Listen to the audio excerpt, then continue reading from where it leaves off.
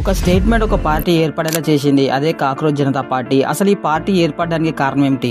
మే 15, 2026న court చర్చా సమయంలో నిరుద్యోగ యువతను ఉద్దేశించి చీఫ్ జస్టిస్ సూర్యకాంత్ ఏమని స్టేట్మెంట్ ఇచ్చాడంటే, ఉద్యోగం లేక కొందరు మీడియా, సోషల్ మీడియా, ఆర్టీఐ యాక్టివిస్టులు తయారవుతూ సిస్టమ్ మీద అటాక్ చేస్తున్నారు, కాక్రోచ్ మరియు పారాసైట్ లా మారుతున్నారని స్టేట్మెంట్ ఇచ్చాడు.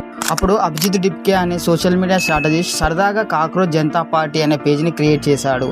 మొదట ఇది ఒక మీమ్ పేజ్గా ప్రారంభమై తర్వాత నిరుద్యోగ యువత సమస్యలను చూపించే పెద్ద ఆన్లైన్ ఉద్యమంగా మారింది. ఈ పార్టీ ముఖ్య ఉద్దేశం ఏమిటంటే నిరుద్యోగం, పరీక్ష పేపర్ లీకులు, పెరుగుతున్న ఖర్చులు, యువత మెంటల్ స్ట్రెస్, ఉద్యోగ కొరత వంటి సమస్యలను హైలైట్ చేస్తుంది. ఈ పేజ్ తక్కువ సమయంలో 19 మిలియన్ ఫాలోవర్స్ ని తెచ్చుకుంది. ఇప్పుడు ఇది రూలింగ్ లో ఉన్న సెంట్రల్ గవర్నమెంట్ కంటే చాలా ఎక్కువ ఫాలోవర్స్ ని తెచ్చుకుంది. ఈ స్టేట్మెంట్ మీద యూత్ చాలా సీరియస్ అయ్యారు. అయితే మళ్ళీ సూర్యకాంత్ గారు క్లారిఫికేషన్ ఇస్తూ, నా మాటలను మీడియా తప్పుగా చూపించింది, నేను మొత్తం నిరుద్యోగ యువత గురించి అనలేదు, ఫేక్ డిగ్రీతో ప్రొఫెషన్ లోకి వచ్చిన వారిని ఉద్దేశించి మాట్లాడాను అని చెప్పారు. ఈ ఇష్యూ మీద మీ అభిప్రాయం ఏంటో కామెంట్ చేయండి. అలాగే కాక్రోచ్ జనతా పార్టీలో మీరు కూడా చేరాలన్నది కామెంట్ చేయండి. ఇంకా ఇలాంటి ఫ్యాక్ట్స్ కోసం మన ఛానల్ సబ్స్క్రైబ్ చేసుకోండి. ఇన్ఫర్మేషన్ వర్స్ ప్లీజ్ ఒక లైక్ చేయండి.